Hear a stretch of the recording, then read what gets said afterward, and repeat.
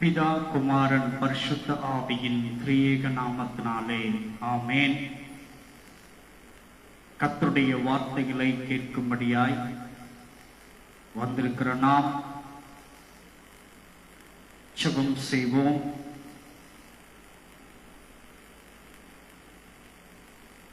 கிருபை நிறைந்த நல்ல ஆண்டவரே,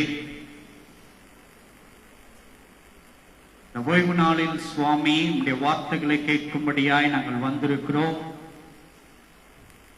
உடைய வார்த்தைகள் எங்களுடைய வாழ்க்கைகளுக்கு பலனாய் காணப்பட நீர் பேசுவீராக. உடைய நித்திய ராஜ்யத்தில் சேர்ப்பதற்கு எங்களுடைய வாழ்க்கையை நாங்கள் தகுதிப்படுத்தப்பட நீர் எங்களோடு கூட இடைப்படுவீராக. வார்த்தைகளை கேட்டு அதன்படி நாங்கள் கீழ்ப்படிந்து எங்களுடைய வாழ்க்கைகளை கடைபிடிக்க நீர் எங்களுக்கு இருதயத்தை திறந்தருளுவீராக. இயேசுவின் மூலம் கேட்கிறோம் ஜீவனுள்ள நல்ல பிதாவே, ஆமேன் ஆமேன். ஆண்டவரும் உலக இரட்சகரும் ஆகிய இயேசு கிறிஸ்துவின் இனிதான நாமத்தினாலே கர்த்தருடைய வார்த்தைகளை கேட்கும்படியாய் வந்திருக்கிறதான உங்கள் யாவருக்கும் என் அன்பின் வாழ்த்துதலை தெரிவித்துக் கொள்கிறேன்.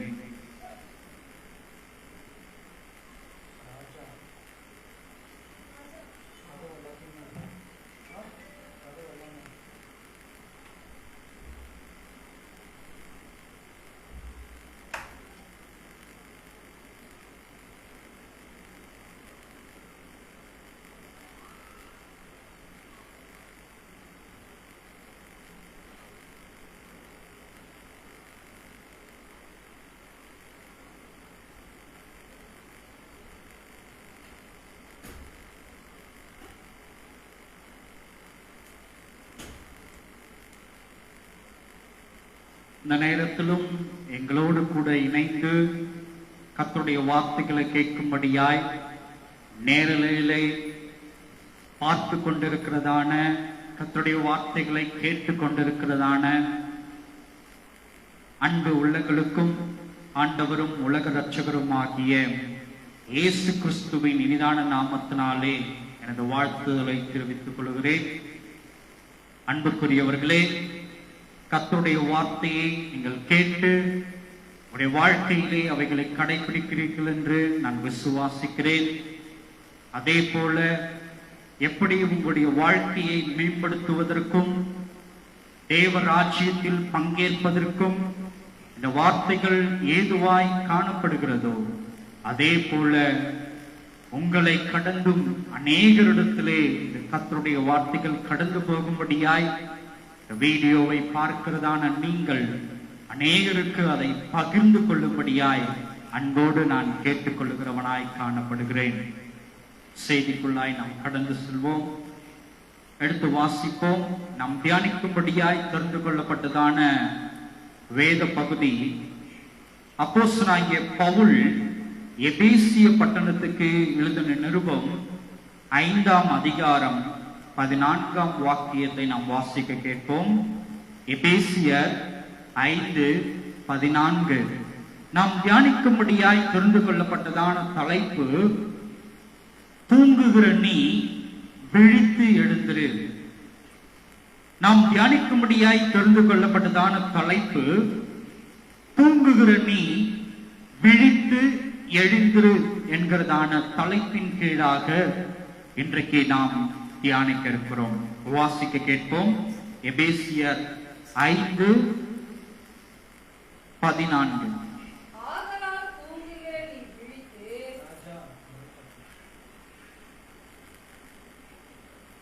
ஆதலால் தூங்குகிற நீ விழித்து மரித்தோரை விட்டு எழுந்திரு, அப்பொழுது கிறிஸ்து உன்னை பிரகாசிப்பார் என்று சொல்லி இருக்கிறார். கிறிஸ்துவுக்குள் அருமையான தேவனுடைய ஜனமே, அப்போஸ்தலனாகிய பவுல் இங்கே விதமாய் குறிப்பிடுகிறார். தூங்குகிற நீ விழித்து மரித்தோரை விட்டு எழுந்திரு, அப்பொழுது கிறிஸ்து உன்னை பிரகாசிப்பார் என்று சொல்லி இருக்கிறார் என்று அப்போஸ்தலனாகிய பவுல் எபேசிய பட்டணத்துக்கு எழுதும் பொழுது அவர் இவ்விதமாய் குறிப்பிடுகிறவராய் அல்லது சொல்லுகிறவராய் காணப்படுகிறார். கிறிஸ்துவுக்குள் அருமையான தேவனுடைய ஜனமே, இங்கே சொல்லப்பட்டிருக்கிறதான ஒரு காரியம், தூங்குகிற நீ விழித்து என்ன பண்ணோம்? விழித்து எழ வேண்டும். இந்த தூக்கத்தை குறித்து உலகப்பூர்வமாய் நாம் பார்ப்போமானால், இன்றைக்கு தூக்கம் பல பேருக்கு கிடைக்கப்படுகிறதாய் காணப்படுகிறது. பல நபர்களுக்கு தூக்கம் இல்லாத நிலையாய் காணப்படுகிறது. அப்படிதானே? கவனிக்கணும். இங்க அப்படிதானே? நிறைய பேர் என்ன சொல்லுவாங்க? எப்ப பாரு நான் தூங்கிக்கிட்டே இருக்கிறேன்ப்பா, ஒரே தூக்கமா வருது, என்னால எந்த வேலையுமே செய்ய முடியல, எந்த காரியத்திலேயும் ஈடுபட முடியல, எந்த ஒரு நபரிடத்திலேயும் பேச முடியல, சகஜமா இருக்க முடியல. காரணம் என்னன்னா, எனக்கு எப்ப பார்த்தாலும் தூங்கணும் போலவே ஒரு எண்ணம் தோன்றுது, நான் தூங்கிக்கிட்டே இருக்கணும் போல இருக்குன்னு சொல்லிட்டு அநேகர் சொல்ல நாம் கேட்டிருக்கிறோம். அநேகர் செய்து கொண்டிருக்கிறதை, தூங்கிக் கொண்டிருப்பதை நாம் பார்த்திருக்கிறோம். ஒரு சில நபர்கள் சொல்வார்கள், எனக்கு தூக்கன்றதே வரமாட்டேங்குது, ரொம்ப கஷ்டமா இருக்கு, ஏதாவது மாத்திரை போட்டா கூட எனக்கு தூக்கம் சில நேரங்கள்ல வருது, சில நேரங்களிலே என்ன பண்ண மாட்டேங்குது, வரமாட்டேங்குது. கவனிக்கணும். இங்க சில நேரங்களில வரமாட்டேங்குது, நான் என்ன பண்றது? ஒரு சில நபர் தூங்குகிறார்கள் என்று வருத்தப்படுகிறார்கள், ஒரு சில நபர்கள் தூக்கம் வரவில்லை என்று வருத்தப்படுகிறார்கள்.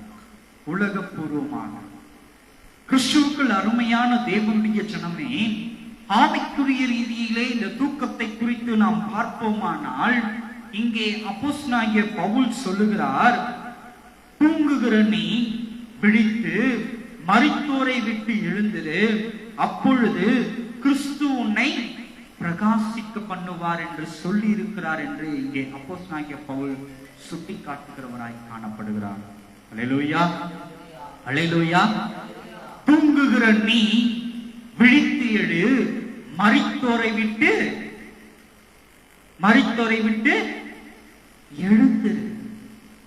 கிறிஸ்துவுக்குள் அருமையான தேவனுடைய ஜனமே, ஆவிக்குரியதான உன்னுடைய வாழ்க்கை எப்படிப்பட்டதான வாழ்க்கையாய் காணப்பட்டுக் கொண்டிருக்கிறது என்பதை குறித்து அப்போஸ்தலனாகிய பவுல் இங்கு திட்டமும் தெளிவுமாய் சொல்லிக் கொண்டிருக்கிறார். அவர் என்ன சொல்லுகிறார்? உன் ஆவிக்குரியதான வாழ்க்கையிலே நீ எப்படிப்பட்ட நிலையிலே காணப்பட்டுக் கொண்டிருக்கிறாய்? மரித்தோரை போல தூங்கிக் கொண்டிருக்கிற பிள்ளையாய் காணப்படுகிறார் என்று அப்போஸ்தலனாகிய பவுல் சுட்டி காட்டுகிறவராய் காணப்படுகிறார். ஆம், இல்லை என்று இன்றைக்கு யாராலும் சொல்ல முடியாது, மறுக்கவும் முடியாது. காரணம் என்ன? வெளியில பார்க்கிறதுக்கு வேணா ஆக்டிவா இருக்கிற மாதிரி தெரியலாம், சுறுசுறுப்பா இருப்பது போன்ற ஒரு தோற்றத்தை நாம் காண்பித்துக் கொண்டிருக்கலாம். எப்படி? ஞாயிற்றுக்கிழமை ஆனா போதும், காலையில சீக்கிரமா எழுந்திருக்கிறது, கடகடன்னு எல்லா வேலைகளையும் முடிச்சுட்டு குளிச்சு நல்ல உடைகளை உடுத்திக் கொண்டு ஆலயத்துக்கு செல்வது என்பது ஒரு ஆக்டிவா இருக்கிறது, சுறுசுறுப்பா இருப்பதை போல காண்பிக்கலாம். வெளிப்புறத்துக்கு வேண்டுமானால் இந்த சுறுசுறுப்பு காணப்பட்டு கொண்டிருக்கலாம். ஆனால் அப்போஸ்தலனாகிய பவுல் சொல்லுகிறார், நம்முடைய ஆத்துமா என்ன நிலையில் காணப்பட்டு கொண்டிருக்கிறது என்றால், மரித்தவனை போல தூங்கிக் கொண்டிருக்கிற நிலையில் இருக்கிறது என்பதை அப்போஸ்தலனாகிய பவுல் இங்கு சுட்டி காட்டுகிறவராய் காணப்படுகிறார். அப்படித்தானே? அநேகருடைய வாழ்க்கையிலே, அநேகருடைய கிறிஸ்துவ ஜீவியத்தின் வாழ்க்கை இன்றைக்கு எப்படிப்பட்டதாய் காணப்படுகிறது? ஒரு தூங்குகிற நிலையாய் காணப்படுகிறது, ஒரு தூங்குகிற நிலையாய் காணப்படுகிறது. அநேக நேரங்களிலே தேவனை நோக்கி பார்க்க மாட்டாதபடிக்கு செய்கிறதான வேலைகள் எத்தனையாய் நம்முடைய வாழ்க்கையிலே காணப்பட்டுக் கொண்டிருக்கிறது. யோசித்து பாருங்கள். அதிகாலையில் எழுந்து என்னை தேடுகிறவன் கண்டறிகிறான் என்று திருவசனம் சொல்லுகிறது. ஆனால் கிறிஸ்துவனுடைய பாதைகளில் நடந்து கொண்டிருக்கிறதான அத்தனை ஆத்துமாக்கும் இன்றைக்கு அதிகாலை வேளையிலே எழுந்து தேவனை தொழுது கொள்கிறதா என்று அங்கு ஒரு கேள்வியை நாம் வைத்தோமானால் இன்றைக்கு நம்மில் எத்தனை பேர் துணிச்சலாய் தேவ சமூகத்துக்கு முன்பதாய் நிற்கிறேன் என்று சொல்ல முடியும்? யோசித்து பாருங்கள்.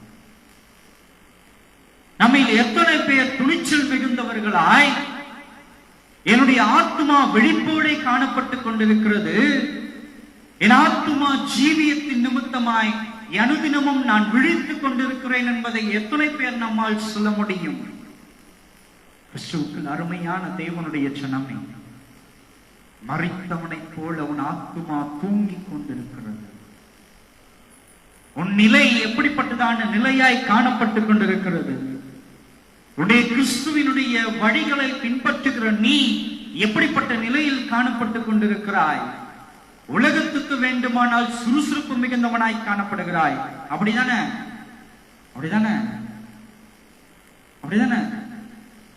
வேலைக்கு போனோம்னா பாருங்க, காலையில எழுந்துக்கிறது, அந்த வேலையெல்லாம் கடகட கடகடன் செஞ்சு முடிச்சுட்டு அந்த வேலைக்கு குடுகுடு என்று என்ன பண்றது? போறது. ஒரு நிகழ்ச்சிக்கு போனா பாருங்க, காலையில 5 மணிக்கு நிகழ்ச்சி என்றால் எத்தனை மணிக்கெல்லாம் எழுந்துப்போம்? 3 மணிக்கெல்லாம் எழுந்துக்கிறது. எழுந்து கடகடன்னு குளிச்சுட்டு அந்த நிகழ்ச்சிக்கு தன்னுடைய ஆடை அலங்காரங்கள் எல்லாம் அலங்கரித்து கொண்டு அந்த நிகழ்ச்சிக்கு குறித்த நேரத்தில் என்ன பண்றது? போயிட்டு பங்கேற்கிறது. உலகப்பூர்வமான காரியங்களுக்கு நாம் சுறுசுறுப்பு மிகுந்தவர்களாய், ஆயத்தப்படுகிறவர்களாய், பிரயாசப்படுகிறவர்களாய் காணப்படுகிறோம். அதே போல நம்முடைய ஆத்துமா ஜீவன் அடையும்படியாய், நம்முடைய ஆத்துமா களி கூறும்படியாய் நாம் விழிப்புள்ளவர்களாய் காணப்படுகிறோமா என்று உங்கள் இருதயத்தை நீங்கள் ஆராய்ந்து பாருங்கள். கிறிஸ்துவுக்குள் அருமையான தேவனுடைய ஜனமே, உலகத்தின் காரியங்களில் ஈடுபடுவதற்கு காட்டுகிறதான பிரயாசம் ஆத்துமா ஜீவன் படும்படியாய், ஆத்துமா காரியங்களிலே ஈடுபடுவதற்கு நாம் இன்றைக்கு எவ்வளவு பிரயாசப்படுகிறோம் என்பதை குறித்து உங்களை நீங்களே நிதானித்து சோதித்து பாருங்கள். கிறிஸ்துவுக்குள் அருமையான தேவனுடைய ஜனமே, எதற்காய் பிரயாசப்பட்டுக் கொண்டு ஓடிக்கொண்டிருக்கிறாய்? உன் சரீரம் பலப்படும்படியாய் நீ ஓடிக்கொண்டிருக்கிறாய். ஒரு காரியத்தை நன்றாய் அறிந்து கொள். அவருடைய 2ஆம் வருகையிலே அவர் சொல்லி சென்றிருக்கிறார், நான் வந்து உங்களை அழைத்துக் கொண்டு போவேன் என்று அவர் சொல்லி சென்றிருக்கிறார். அந்த அழைப்பை பெற்றுக் கொண்டிருக்கிறதான நீங்களும் நானும் அந்த அழைப்புக்கு பாத்திரவான்களாய், அந்த அழைப்புக்கு கீழ்ப்படிந்தவர்களாய் இன்றைக்கு நாம் ஆயத்தப்பட்டுக் கொண்டிருக்கிறோமா என்பதை யோசித்து பாருங்கள். 2ஆம் வருகைக்கு நம்முடைய ஆத்துமாவை நாம் ஆதாயப்படுத்திக் கொண்டிருக்கிறோமா என்பதை குறித்து ஆராய்ந்து பாருங்கள். இன்றைக்கு ஆத்துமாவை ஆதாயப்படுத்துவதே கிடையாது. நான் வெளி ஆத்துமாக்களை குறித்து நான் பேசவில்லை. நம் ஆத்துமாவை நாம் முதலாவது ஆயத்த நிலையில் வைத்திருக்கிறோமா என்பதை குறித்து நீங்கள் ஆராய்ந்து பாருங்கள். நீங்கள் ஆராய்ந்து பாருங்கள். ஆண்டவராகிய இயேசு கிறிஸ்து சொல்லி இருக்கிறார் தான், இல்லைன்னு சொல்ல நான், ஆத்துமாக்களை ஆதாயம் செய்யுங்கள் என்று.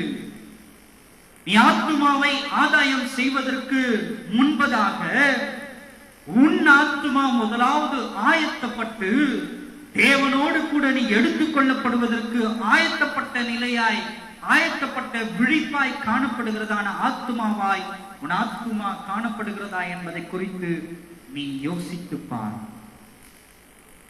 யோசித்துப்பார். கிறிஸ்துவுக்குள் அருமையான தேவனுடைய ஜனம், தூங்குகிற நீ விழித்து மரித்தோரை விட்டு எழுந்திரு. தூங்குகிற நீ விழித்து மரித்தோரை விட்டு எழுந்திரு.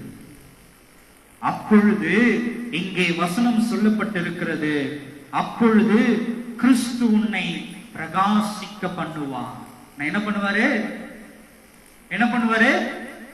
பிரகாசிக்க பண்ணுவார்.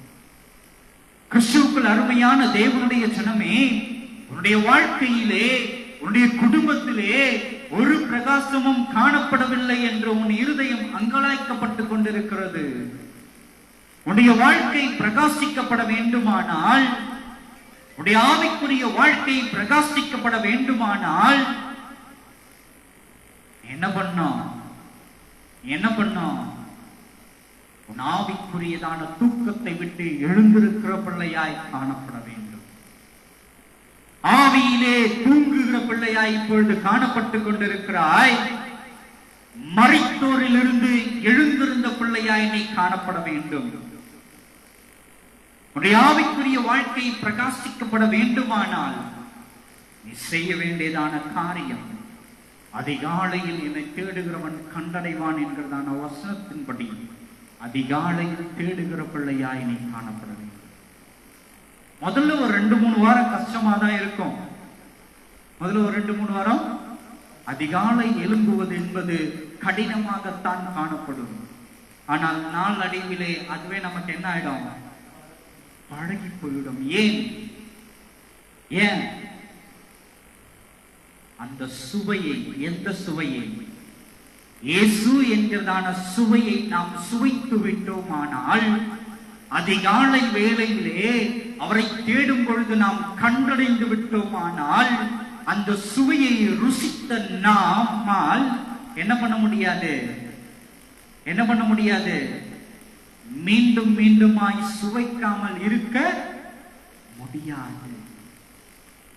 மீண்டும் மீண்டுமாய் சுவைக்காமல் இருக்க முடியாது. ஒரு சின்ன உதாரணத்தை கொடுக்கிறேன். ஒரு சின்ன உதாரணத்தை சொல்றேன். ஒரு தேன் இருக்குன்னு வச்சுக்கோங்களேன். ஒரு தேன் இருக்கு. அம்மா சொல்றாங்க, இந்த தேன் சாப்பிட்டீங்கன்னா உடலுக்கு ஆரோக்கியமா இருக்கும். இந்த தேன் உனக்கு சாப்பிடுவதற்கு சுவை மிகுந்ததா இருக்கும், இனிப்பானதா இருக்கும், உனக்கு ரொம்ப பிடிக்கும். நீ என்ன பண்ண, இந்த தேனை சாப்பிடுன்னு சொல்லிட்டு மேசையின் மீது வைத்து விடுகிறார்கள் என்று வைத்துக் கொள்வோம். இப்போ அந்த தேனுடைய சுவை எப்படிப்பட்டதா இருக்கிறது என்பதை நாம் அறிந்து கொள்ள வேண்டுமானால் நாம் என்ன செய்யணும்? நம்ம என்ன செய்யணும்? அந்த தேன் வைத்திருக்கிறதான அந்த குடுவையை திறந்து, அந்த பாட்டிலை திறந்து, அந்த பாட்டிலுக்குள்ளே, அந்த குடுவைக்குள்ளே இருக்கிறதான தேனை எடுத்து நாம் என்ன பண்ணோம்? நம்முடைய வாயில் இருக்கிறதான நாவில் வைத்து அதை ருசி பார்க்க வேண்டும். கொஞ்சம் யோசித்து பாருங்க. கொஞ்சோண்டு தேனை எடுத்து தன்னுடைய நாவில் வைத்து ருசி பார்த்து விட்டு, போதும் இந்த சுவை எனக்கு வேண்டான்னு யாராகிலும் சொல்லிட முடியுமா? தேனுடைய சுவையை சுவைத்த பின்பு, ருசி பார்த்த பின்பு, அந்த சுவை எனக்கு போதும் அப்படின்னு யாராவது சொல்லிட முடியுமா? ஒருவராலும் சொல்ல முடியாது. அதே போலத்தான் அதிகாலை வேளையிலே எழுந்து தேவனாகிய கர்த்தரை நீ ருசி பார்ப்பாயானால், வசனம் சொல்லுகிறபடி தேனிலும் மதுரமானவர் அவர். தேனிலும் மதுரமானவர் அவர். அந்த சுவையை நீ சுவைத்தாயானால், ஒரு முறை நீங்க சுவைத்து பாருங்களேன். அந்த சுவையை அதிகாலை வேளையில ஒரு 2 வாரம் நீங்க தொடர்ந்து டெய்லியும் அந்த சுவையை, தேவனாகிய கர்த்தருடைய சுவையை நீங்க சுவைத்து பாருங்கள். அதன் பிறகாக நீங்க விடவே உங்களால முடியாது. எப்படி இந்த பாட்டில் இருக்கிற தேனை ஒரு வாட்டி எடுத்து சுவைத்து பார்த்து விட்டு முழு பாட்டிலையும் காலி பண்ண தோணுமோ, அதே போல ஒவ்வொரு நாளும் நமக்கு நம்முடைய இருதயத்திலே தேவனாகிய கர்த்தரிடத்திலே அதிகாலை வேளையிலே நான் காத்திருக்க வேண்டும் என்கிறதான சுவை நம்மை இழுத்து கொண்டே இருக்கும். நம்மை எடுத்துக்கொண்டே இருக்கும். அப்போஸ்தலனாகிய பவுல் சொல்லுகிறது போல விழித்து எழ வேண்டும், விழித்து எழ வேண்டும். எது? உன் சரீரத்தை குறித்து நான் இப்பொழுது பேசவில்லை, ஆத்துமாவை குறித்து நான் பேசுகிறவனாய் காணப்படுகிறேன். அல்லேலூயா, அல்லேலூயா. அதிகாலை வேளையிலே நீ தேடும் பொழுது மரித்த நிலையிலே, தூங்கிக் கொண்டிருக்கிறதான நிலையிலே காணப்படுகிறதான உன் ஆத்துமா விழித்தெழுகிறதாய் காணப்படும். உன் ஆத்துமா விழிப்படந்தா இருக்குமே ஆனால் உன்னுடைய ஆவிக்குரியதான வாழ்க்கை பிரகாசிக்கப்படும். எப்படி பிரகாசிக்கப்படும்? எப்படி பிரகாசிக்கப்படும்? ஆண்டவராகிய இயேசு கிறிஸ்து சொல்லுகிறார், நானே நானே ஒளியாயிருக்கிறேன். இந்த ஒளியை காண்கிறவன் இருளிலே பிரகாசிக்க மாட்டான். எந்த இருளில் பிரகாசிக்க மாட்டான்? பாவம் என்கிறதான இருளிலே பிரகாசிக்க மாட்டான். ஜீவ ஒளியை நீ கண்டடைவாயானால், ஜீவ ஒளியை நீ பார்ப்பாயானால், ஜீவ ஒளியை நீ ஏற்றுக்கொள்வாயானால், அந்த ஜீவ ஒளி உன் முகத்தில் பிரகாசிக்கப்படும் பொழுது நீ எதை பார்க்க முடியாது? இருளை பார்க்க முடியாது. ஒரு இடத்துல இருள் இருக்குன்னு வச்சுக்கோங்க, ஒரு அறைக்குள்ள, ஒரு அறையில அந்த அறை முழுவதும் இருள் சூழப்பட்ட நிலையில் காணப்படுகிறது என்பதை நினைத்துக் கொள்ளுங்கள். இப்ப அந்த அறைக்குள்ள வந்துட்டு ஒரு லைட்டை போட்டீங்கன்னா அங்க என்ன வரும்? அங்க என்ன வரும்? ஒரு வெளிச்சம் காணப்படும். அந்த வெளிச்சம் வந்த உடனே அங்க இருந்து என்ன வெளியில போயிடும்? அங்க இருந்த இருள் வெளியே போய்விடும். இப்ப அங்க என்ன இருக்குது? வெளிச்சம் காணப்படுகிறது. இதே போலத்தான் உன் ஆத்தும வாழ்க்கையும் காணப்படும். உன் ஆத்துமா இப்பொழுது மரித்த நிலையிலே, தூங்கிக் கொண்டிருக்கிற நிலையிலே காணப்பட்டு கொண்டிருக்கிறது. கிறிஸ்துவுக்குள் அருமையான தேவனுடைய ஜனமே, உன் ஆத்துமா வாழ்க்கை பிரகாசிக்கப்பட வேண்டுமானால் ஒரு வெளிச்சம் காணப்பட வேண்டும். உன் ஆத்தும வாழ்க்கை பிரகாசிக்க அடைய வேண்டுமானால் அங்கே ஒளி தீபமாய் ஏற்றப்பட வேண்டியதான காரியமாயிருக்கிறது. ஆண்டவராகிய இயேசு கிறிஸ்து நிமித்தமாய் உனக்கு ஜீவ ஒளியை நீ பெற்றுக்கொள்ளும் பொழுது, அதோடு கூட நீ ஜீவ ஒளியை பெற்றுக்கொள்வதோடு கூட தேவனுடைய அனுக்கிரகத்தையும் நீ என்ன பண்ற? பெற்றுக்கொள்ளுகிற பிள்ளையாய் காணப்படுகிறார். அப்ப என்ன பண்ண முடியாது? உன்னால பாவத்தை செய்ய முடியாது. இருள் வராது,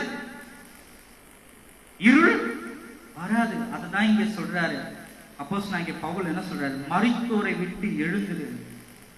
யார் மரித்து போயிருப்பார்? யாருக்கு மரித்து போயிருப்பார்? இருளை கண்டடைந்தவர்கள், மரித்து போனவர்கள். இருளை கண்டடைந்தவர்கள், மரித்து போனவர்கள். மரித்தவர்களுக்கு என்ன கிடையாது? அவங்களால என்ன பண்ண முடியாது? பார்க்க முடியாது. செத்து போனவங்களால பார்க்க முடியுமா? கண் திறக்கப்படுமா? அவங்களால என்ன பண்ண முடியாது? பார்க்க முடியாது. கிறிஸ்துவுக்குள் அருமையான தேவனுடைய ஜனமே, எப்படி மரித்து போனவர்களுக்கு வெளிச்சம் கிடைக்கப்படாதோ, மரித்து போனவர்களுக்கு வெளிச்சம் கிடைக்கப்படாதோ, அதே போல பாவத்தின் நிமித்தமாய் நீ மரித்து போன நிலையில் காணப்பட்டு கொண்டிருப்பாயானால், தூங்கிக் கொண்டிருக்கிறதான நிலையில் காணப்பட்டு கொண்டிருப்பாயானால் உனக்கு ஒரு பொழுதும் என்ன கிடைக்கப்படாது? பிரகாசிப்பிக்கிறதான கர்த்தருடைய வெளிச்சம் கிடைக்கப்படாது. கர்த்தருடைய வெளிச்சத்தில் நீ நடக்க வேண்டுமானால் தூங்கிக் கொண்டிருக்கிறதான நீ விழித்து எழ வேண்டிய காரியமா இருக்கிறது. எடுத்து வாசிப்போம். ஏசாயா 60:1. ஏசாயாவின் புஸ்தகம் 60ஆம் அதிகாரம் 1ஆம் வசனத்தை நாம் வாசிப்போம்.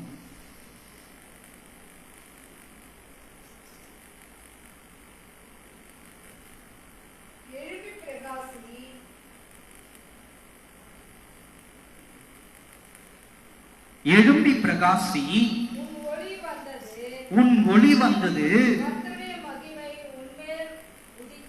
கர்த்தருடைய மகிமை உன்மேல் உதித்தது. அப்போ ஏசாயா தீர்க்கதரிசி நிமித்தமாய் உரைக்கப்படுகிறதான வசனம், ஏசாயா தீர்க்கதரிசியின் நிமித்தமாய் சொல்லப்படுகிறதான வார்த்தை, எழும்பி பிரகாசி, உன் ஒளி வந்தது, கர்த்தருடைய மகிமை உன்மேல் உதித்தது.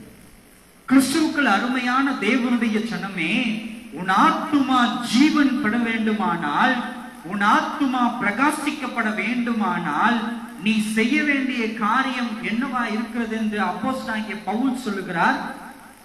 தூக்கத்தை விட்டு எழும்ப வேண்டும்படியாக அப்போஸ்தலனாகிய பவுல் சுட்டி காட்டுகிறவராயிருக்கிறார். மீண்டும் மீண்டுமாய் நான் சொல்லுகிறேன், நான் உலகப்பூர்வமான தூக்கத்தை குறித்து இங்கு நான் பேசப்படவில்லை.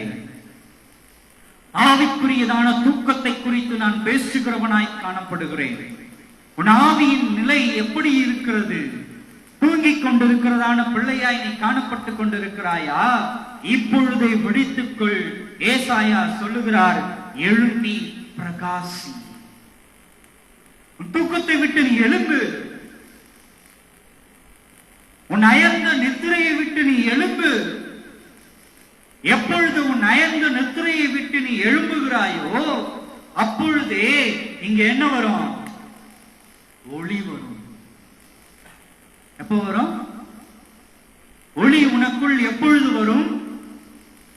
தூக்கத்தை விட்டு நீ எழும்பும் பிரகாசிக்கும் பொழுது, உனக்குள் இருக்கிறதான சிந்தனையிலே ஒரு எழுப்புதல் கண்டடையும் பொழுது,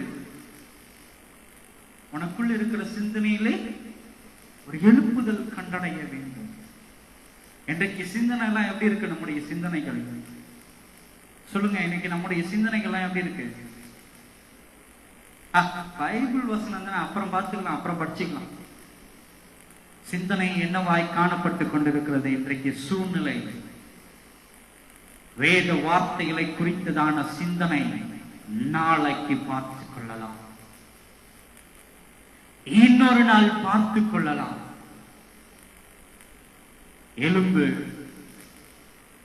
கிறிஸ்துவுக்குள் அருமையான தேவனுடைய ஜனமே, வேத வார்த்தையை குறித்ததான விழிப்பு உன்னிடத்திலே காணப்பட வேண்டும். தேவ வார்த்தையை குறித்ததான ஒரு ஒளி உன்னிடத்திலே காணப்பட வேண்டும். தூங்கிக் கொண்டிருக்கிறதான உன் ஆத்துமா எப்பொழுது விழிக்க பண்ணுகிறாயோ, அப்பொழுதுதான் இங்கு ஏசாயா சொன்ன விதமாய் எழும்பி பிரகாசி, உன் ஒளி வந்தது. உன் ஒளி வந்தது. உன் ஒளியை நீ பெற்றுக்கொள்ள வேண்டுமானால் நீ செய்ய வேண்டியதான பிரதான காரியம், தூங்கிக் கொண்டிருக்கிறதான நீ விழித்துக் கொள்ள வேண்டியதாய் காணப்படுகிறது. கொஞ்சம் யோசிச்சு பாருங்க. உலகப்பூர்வமா நான் சொல்றேன், கொஞ்சம் யோசிச்சு பாருங்க. காலையில ஒரு தூங்குற ஒரு நபரை எழுப்புறாங்க. அவர் எந்த ரியாக்ஷனும் இல்லாம தூங்கிக்கிட்டே இருக்கிறாருன்னு வச்சுக்கோங்க. கொஞ்ச நேரம் பொறுத்து என்ன நினைப்பாங்க? மறுபடியும் எழுப்புவாங்க. அப்பவும் அவர் எழுந்துக்கலன்னு வச்சுக்கோங்களேன், மறுபடியும் இன்னும் கொஞ்ச நேரம் பொறுத்து நல்லா ஆட்டி கீட்டி அவரை தண்ணி கிண்ணி தெளிச்சு என்ன பண்ணுவாங்க? எழுப்புவாங்க, எந்திரிக்கிறாரான்னு சொல்லிட்டு. அப்பவும் அவர் எழுந்துக்கலன்னா என்னன்னு முடிவு பண்ணிடுவாங்க? அவர் மரித்து போனார் என்று முடிவு செய்து அவரை கொண்டு போய் என்ன பண்ணுவாங்க? அடக்கம் செய்து விடுவார். அவர் அயர்ந்த நித்திரைக்குள்ளாய் பிரவேசித்து விட்டார் என்று. எப்படி? புரியுதா உங்களுக்கு? எப்படி? தூங்குகிற ஒரு மனிதன் தூக்கத்தை விட்டு எழும்பாத நிலையிலே விழித்திருக்கிறவன் என்ன நினைத்துக் கொள்வான்? எழுப்பி எழுப்பி எழுப்பி பார்த்து அவன் எழுந்திருக்கவில்லை என்றால் இந்த மனிதன் அயர்ந்த நித்திரைக்குள்ளாய் பிரவேசித்து விட்டான், இவனை கொண்டு போய் அடக்கம் செய்து விடுவோம் என்று என்ன பண்ணுவாங்க? கொண்டு போய் அந்த சரீரத்தை அடக்கம் செய்து விடுவார்கள். கிறிஸ்துவுக்குள் அருமையான தேவனுடைய ஜனமே, உன்னை குறித்து மீண்டும் உன்னை எழுப்பும்படியாய் தேவனுடைய வார்த்தைகள் வந்து கொண்டே இருக்கிறது. அனுதினமும் உன் ஆத்தும ஜீவியத்தை ஜீவன் பெறும்படியாய், உன் ஆத்துமா தூண்டப்பட்ட நிலையில் இருந்து உன்னை எழுப்பும்படியாய் கர்த்தருடைய வார்த்தை அனுதினமும் உன்னை தட்டி எழுப்பி கொண்டே காணப்படுகிறது. சிந்தித்துக்கொள். ஒரு நாள் வரும், நீ எழும்பாத பட்சத்திலே உன் ஆத்துமா மறித்து போனது என்று நித்திய அக்கினியிலே, அக்கினி கடையிலே என்ன பண்ணுவாங்க, போட்டு சுட்டித்து விடுவார்கள் என்று திருவசனம் சொல்கிறது. நான் சொல்லல, திருவசனம் சொல்லுகிறது. உன் ஆத்துமா மரணத்துக்குள்ளாய் பிரவேசிக்குமானால், உன் ஆத்துமா மறித்த நிலையில் காணப்பட்டுக் கொண்டிருக்குமானால், சுட்டிருக்கிறதான அக்கினி கடலிலே உன் ஆத்துமா சென்றடையும் என்று. எந்த ஆத்துமா? தூக்கத்தை விட்டு எழும்பாத ஆத்துமா, தூக்க நிலையை விட்டு எழும்பாத ஆத்துமா அக்கினி கடலிலே தள்ளப்பட்டு எரித்து சாம்பலாக்கப்படும் என்று திருவசனம் சொல்லுகிறது. ஜாக்கிரதை. உலகத்தில் நடக்கிறதான சம்பவங்களை நீங்கள் உற்று பாருங்கள். கர்த்தருடைய வருகை ஒரு நொடி பொழுதிலே நடந்து போய்விடும். எந்த நேரத்திலே என்று நமக்கு அறியாதபடியினாலே எப்பொழுதும் நம்முடைய ஆத்துமா விழிப்படைந்த நிலையிலே காணப்படும்படியாய் விழித்திருக்கிறவர்களாய் நாம் காணப்படுவோம். இங்கே ஏசாயா சொல்லுகிறபடி, எழும்பி பிரகாசி, உன் ஒளி வந்தது, கர்த்தருடைய மகிமை உன் மேல் உதித்தது என்று சொல்லத்தக்கதாக. அல்லேலூயா, அல்லேலூயா. உன் ஆத்துமா மகிழ்ந்திருக்கும்படியாய், உன் ஆத்துமா விழித்திருக்கும்படியாய், உன் ஆத்துமா ஜீவன் பெற்றிருக்கும்படியாய் காணப்பட வேண்டுமானால் உன் ஆத்துமா நித்திரையிலிருந்து விழித்து எழுந்திருக்கிற பிள்ளையாய் நீ காணப்பட வேண்டும். நீ விழித்து எழுந்தால் மாத்திரம்தான் உன் ஒளி உன்னை பிரகாசிக்க பண்ண முடியும். அந்த ஒளியில் நீ பிரகாசித்தால் மாத்திரம்தான் இங்கே சொல்லப்பட்டது போல மகிமை, யாருடைய மகிமை? கர்த்தருடைய மகிமை உன்மேல் உதிக்கும் என்று இங்கு வசனம் சொல்லுகிறது. சும்மா கை தூக்குங்க, யாரெல்லாம் பரலோகத்துக்கு போயிடுவான்னு சொல்லிட்டு கையை தூக்குறவங்க பரலோகத்துக்கு போலான்ட்டு நினைச்சிடாதீங்க. ஞாயிற்றுக்கிழமை திருச்சபைக்கு போயிட்டா நாம் பரலோகத்துக்கு போக முடியும் என்று நினைத்துக் கொள்ளாதே. அது உலகப்பூர்வமான சரீர சுறுசுறுப்பை காட்டுகிறது. ஆனால் இதை காட்டிலும் மேலான ஒன்று காணப்பட வேண்டும். ஆத்தும சுறுசுறுப்போடு, ஆத்தும விழிப்போடே அந்த ஒளியை நாம் பெற்றுக்கொண்டோமானால் கர்த்தருடைய மகிமை நம்மேல் உதிக்கும். கர்த்தருடைய மகிமை நம்மேல் உதித்ததானால் நாம் நித்திய ராஜ்யத்துக்குள் பிரவேசிப்பதற்கு தகுதியாக்கப்பட்டவர்களாய் நாம் காணப்பட முடியும். அல்லேலூயா, அல்லேலூயா. எடுத்து வாசிப்போம். மல்கியாவின் புஸ்தகம் 4ஆம் அதிகாரம் 2ஆம் வசனம். மல்கியா 4:2.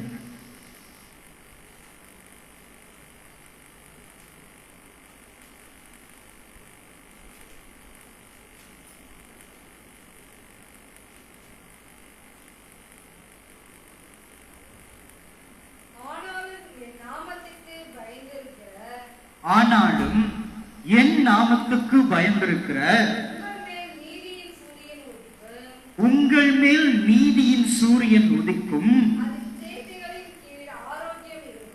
அதன் செட்டைகளின் கீழ் ஆரோக்கியம் இருக்கும். நீங்கள் வெளியே புறப்பட்டு போய் கொழுத்த கன்றுகளைப் போல வளர்வீர்கள் என்று திருவசனம் நமக்கு எடுத்துரைக்கிறதாய் காணப்படுகிறது. கிறிஸ்துவுக்குள் அருமையான தேவனுடைய ஜனமே, நம்முடைய ஆத்தும தூக்கத்திலிருந்து நாம் எழும்ப வேண்டும். நம்முடைய ஆத்தும தூக்கத்திலிருந்து எழும்பினால் மாத்திரம்தான் ஜீவ ஒளியில் பிரகாசிப்பிக்கிறவர்களாய் கர்த்தருடைய மகிமையை நாம் பெற்றுக்கொண்டு நித்திய ராஜ்யத்துக்குள்ளே பிரவேசிக்க முடியும்.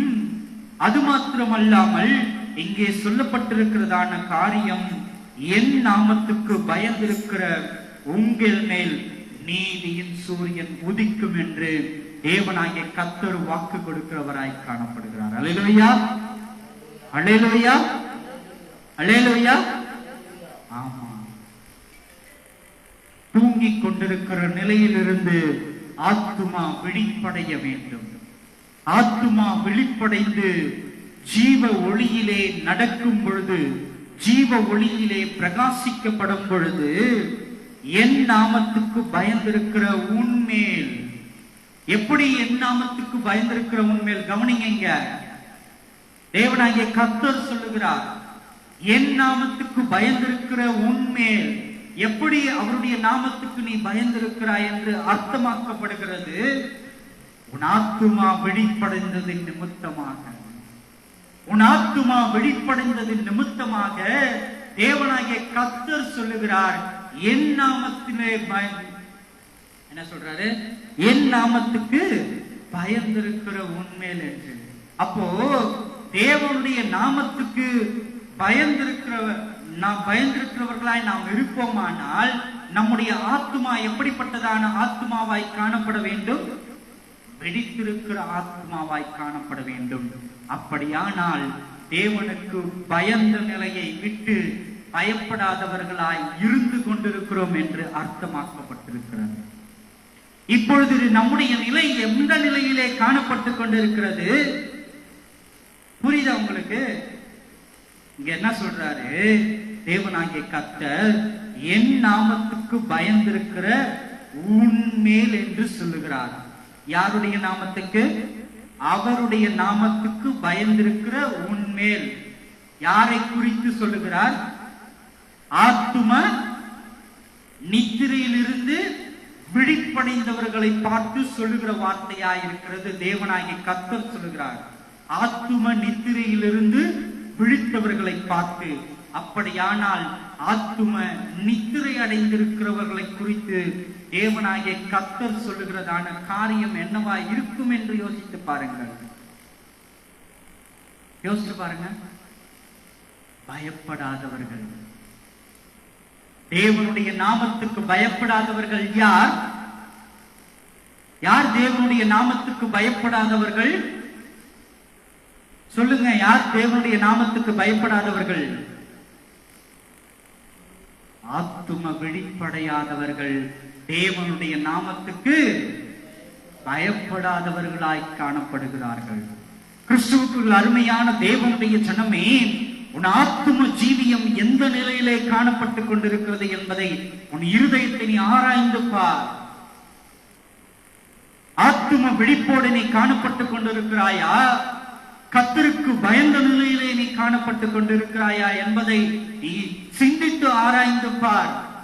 அல்லது கர்த்தருக்கு பயப்படாத பிள்ளையாய், கர்த்தருடைய வார்த்தை, கர்த்தருடைய எச்சரிப்பு உன்னை நோக்கி வந்ததையும் நீ கேட்டு உணராத பிள்ளையாய், உன் இருதயம் உணரவடையாத பிள்ளையாய் நீ இருப்பாயானால், கர்த்தருக்கு பயப்படாத பிள்ளையாய் நீ என்ன பண்ணுவ? பிரகாசிக்க முடியாதபடிக்கு நித்திய ஆக்கினைக்குள்ளாய் தள்ளப்பட்டு போவாய். உன்னால் பிரகாசிக்க முடியாதபடிக்கு, ஒளி வீச முடியாதபடிக்கு, ஒளியை பெற்றுக்கொள்ள முடியாதபடிக்கு நீ பிரகாசிக்க முடியாமல் நித்திய ஆக்கினைக்குள்ளாய் தள்ளப்பட்டு போவாய். கிறிஸ்துவுக்குள் அருமையான தேவனுடைய ஜனமே, உன் வாழ்க்கை பிரகாசிக்கப்பட வேண்டுமானால், எந்த வாழ்க்கை? ஆவிக்குரிய வாழ்க்கை பிரகாசிக்கப்பட வேண்டுமானால், நித்திரை அடைந்திருக்கிற நீ நித்திரையை விட்டு எழுந்திருக்க வேண்டும். நீ நித்திரையை விட்டு எழுந்திருப்பாயானால், தேவனாகிய கர்த்தர் என்று சொல்லுகிறார், என் நாமத்துக்கு பயந்திருக்கிற உன்மேல் நீதியின் சூரியன் உதிக்கும். எது நீதியின் சூரியன்? எது நீதியின் சூரியன்? இயேசு கிறிஸ்துவே அந்த நீதியின் சூரியனாய் இருக்கிறபடியினாலே அவர் நம் மீது நிழலிடுகிறவராய் காணப்படுகிறார். அல்லேலூயா, அல்லேலூயா, அல்லேலூயா. வசனம் சொல்லுகிறது, என்னை கண்டவன் என் பிதாவை கண்டான் என்று ஆண்டவராகிய இயேசு கிறிஸ்து சொல்கிறார். நான் அவரிலும் அவர் என்னிலும் இருக்கிறபடியினாலே என்னை கண்டவன் என் பிதாவை கண்டான். இங்கே வசனம் சொல்லுகிறது, நீதியின் சூரியன் உதிக்கும். யார் மேல் உதிக்கும்? கர்த்தருக்கு பயந்திருக்கிற உன்மேல் உதிக்கும் என்று வாக்கு பண்ணுகிறார். அப்படியானால் உன்மேல் நீ கர்த்தருக்கு பயந்து இருப்பாயானால், உன் ஆத்துமா ஜீவியம் பெற்றிருக்குமானால், உன் ஆத்துமா விழிப்படைந்திருக்குமானால், நீதியின் சூரியன் உன்மேல் உதித்திருக்கும் பொழுது கர்த்தரும் உன்னோடு கூட என்ன பண்ணுவாரு? நிலைத்திருக்கிறவராய் காணப்படுவார். புரியுதா உங்களுக்கு? புரியுதா உங்களுக்கு? இயேசு உங்களுக்குள் உதித்திருப்பாரானால், இயேசுவினுடைய ஜீவ ஒளி உங்களுக்குள் பிரகாசித்திருக்குமானால், இயேசுக்குள்ளாய் இருக்கிறதான தேவனாகிய கர்த்தரும் எப்படிப்பட்டவராய் இருப்பார்? உன்னை பிரகாசிக்க பண்ணுகிறவராய் காணப்படுவார். நீ ஒளி வீசுகிற பிள்ளையாய் காணப்படுவாய். உன்னை குறித்து உன்னுடைய அண்டை அயலகத்தார் சாட்சி கொடுக்கிறவர்களாய் காணப்படுவார்கள். எப்படி? அவன்கிட்ட ஏதோ ஒரு பவர் இருக்குப்பா, ஏதோ ஒரு பிரகாசம் இருக்கு அவன்கிட்ட. எப்படி? அவன்கிட்ட ஏதோ ஒரு பவர் இருக்கு. அந்த அந்த அந்த வல்லமை எது? நீதியின் சூரியனா இருக்கிற இயேசு கிறிஸ்து. வல்லமை எது? நீதியின் சூரியனா இருக்கிற இயேசு கிறிஸ்துவே அந்த வல்லமை. அல்லேலூயா, அல்லேலூயா. அடுத்தபடியா இங்க சொல்லப்பட்டிருக்கிறது, நீதியின் சூரியன் உதிக்கும், அதன் செட்டைகளின் கீழ் ஆரோக்கியம் இருக்கும். நீங்கள் வெளியே புறப்பட்டு போய் கொழுத்த கன்றுகளை போல வளருவீர்கள். நீங்கள் வெளியே புறப்பட்டு போய் கொழுத்த கன்றுகளை போல வளருவீர்கள். கிறிஸ்துவுக்குள் அருமையான தேவனுடைய ஜனமே, நீ கொழுத்த கன்றுகளை போல வளர வேண்டுமானால் உன் ஆத்தும தூக்கத்திலிருந்து நீ எழுப்பப்பட வேண்டியதாய் காணப்படுகிறது. உன் ஆத்துமா வளர்ச்சி அடைந்து கொழுத்த கன்றுகளை போல நீ வளர வேண்டுமானால், நீ ஜெயம் பெற வேண்டுமானால் உன்னுடைய ஆத்துமா விழிப்படைய வேண்டியதாய் காணப்படுகிறது. அப்போஸ்தலனாகிய பவுல் சொல்லுவது போல உன்னுடைய ஆத்துமா எப்படிப்பட்டதாய் காணப்பட வேண்டும்? கர்த்தருடைய வருகைக்கு எப்பொழுதும் விழித்து ஆயத்த நிலையில் இருக்கிறதாய் காணப்பட வேண்டும். இந்த வசனம் சொல்லுது, அப்பொழுது வெளியே போய் கொழுத்த கன்றுகளைப் போல. எந்த வெளியே போய்? எந்த வெளியே போய்? வீட்டை விட்டு வெளில போயா? இல்ல. எந்த வெளியே போய்? இப்பிரபஞ்சத்தை விட்டு வெளியே போய் கொழுத்த கன்றுகளைப் போல, நித்திய ராஜ்யத்திலே கொழுத்த கன்றுகளைப் போல நாம் என்ன பண்ண முடியும்? வளர முடியும் நித்திய ரீதியமாய். கிறிஸ்துவுக்குள் அருமையான தேவனுடைய ஜனமே, உன் ஆவிக்குரிய வாழ்க்கை விழித்த நிலையில் இருந்தால், உன் ஆவிக்குரிய வாழ்க்கையிலே நீ ஜீவனுடைய ஒளியை பெற்றிருந்தால், தேவனாகிய கர்த்தருடைய ஒளி உன்னுடைய ஆவிக்குரிய வாழ்க்கையிலே பிரகாசிக்கப்பட்டிருந்தால், நீ கொழுத்த கன்றுகளைப் போல வளர முடியும் என்று இங்கு சொல்லுகிறார். எந்த இடத்திலே? இந்த உலகத்தை விட்டு வெளியே போய் நித்திய ராஜ்யத்திலே கொழுத்த கன்றுகளைப் போல என்றென்றைக்கும் நீ பிரகாசிப்பிக்கப்பட்டு வளர்க்கிற பிள்ளையாய் காணப்படுவாய். அல்லேலூயா, அல்லேலூயா, அல்லேலூயா. அடுத்து வாசிப்போம் மத்தேயு 4:15. மத்தேயு சுவிசேஷம் 4ஆம் அதிகாரம் 15ஆம் வசனத்தை வாசிப்போம்.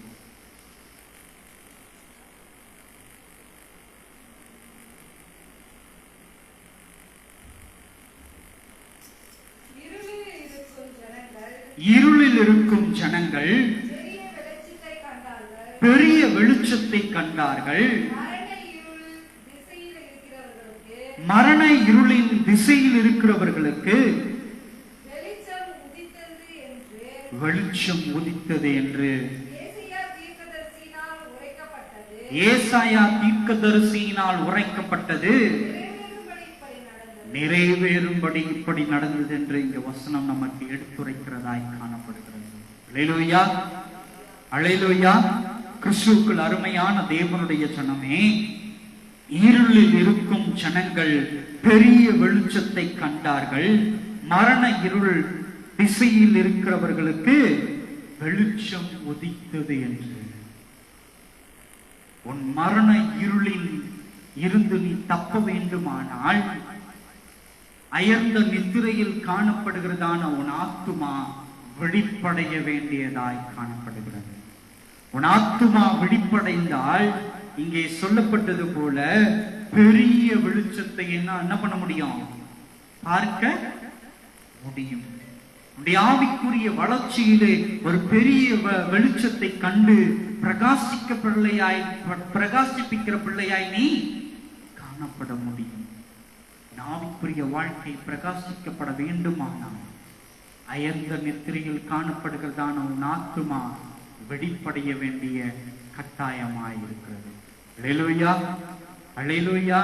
ஒருவேளை இத்திருவசனங்களையும் இத்திரு வார்த்தைகளையும் கேட்டு உணர்வடையாதவர்களாய் இன்னமும் வசனம் சொல்லுகிறபடி இன்னும் கொஞ்சம் உறங்கட்டும், இன்னும் கொஞ்சம் உறங்கட்டும், கைகளை முடக்கிக் கொண்டு கால்களை முடக்கிக் கொண்டு இன்னும் கொஞ்சம் உறங்கட்டும் என்கிறதான வசனத்தின்படி உன் நிலை தூங்குகிறதான நிலையிலே இருக்குமானால், உன் ஆத்துமா எழும்பாத தூங்க நிலையிலே இருக்குமானால், கைவிடப்பட்ட நிலையிலே நீ என்ன பண்ண முடியும்? நித்திய ராஜ்யத்துக்கு போக முடியாதபடிக்கு நித்திய அக்னி நரகத்திலே உன்னை தள்ளப்படுவதற்கு பாத்திரவானாய் ஆக்கப்பட்டு போவாய். பாத்திரவானாய் ஆக்கப்பட்டு போவாய். கிறிஸ்துவுக்குள் அருமையான தேவனுடைய ஜனமே, நீங்களே தீர்மானித்துக் கொள்ளுங்கள். நீ கொழுத்த கன்றுகளைப் போல வளர்வதற்கு, இந்த உலகத்தை விட்டு வெளியே போய் கொழுத்த கன்றுகளைப் போல வளர்வதற்கு உன்னை ஒப்பு கொடுக்க போகிறாயா? அப்படி ஒப்பு கொடுக்க வேண்டுமானால் தூங்கிக் கொண்டிருக்கிறதான உன் ஆத்துமா எழுந்திருக்க வேண்டிய கட்டாயமாய் காணப்படுகிறது. ஒருவேளை உன் ஆத்துமா தூக்கத்திலிருந்து எழுப்பாமலேயே நித்திரைக்குள்ளாகவே இருக்குமானால் கொண்டு போய் அடக்கம் செய்து நித்திய அக்னியிலே சுட்டெரிப்பார்கள் என்று வசனம் சொல்கிறது. ஜெபிப்போமா? கர்த்தரிடத்துல கேட்போமா? ஜெபம் செய்வோம்.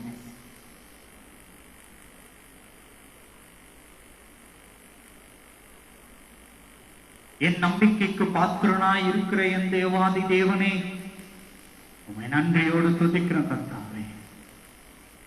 அப்பா, இவ்வளவு நாட்களும் சுவாமி உம்முடைய வார்த்தைகளை கேட்டும் உணர்வடையாதவர்களாய், உணர்வடையாத இருதயங்களாய் எங்களுடைய இருதயங்கள் இருந்தபடியினாலே கர்த்தாவே, அப்பா, எங்களுடைய ஆத்துமா தூங்குகிறதான நிலையிலேயே இன்னமும் காணப்பட்டுக் கொண்டிருக்கிறது. ஆண்டவரே, ஒரு விசை, ஒரு வாய்ப்பு எங்களுக்கு நீர் கொடுப்பீராக.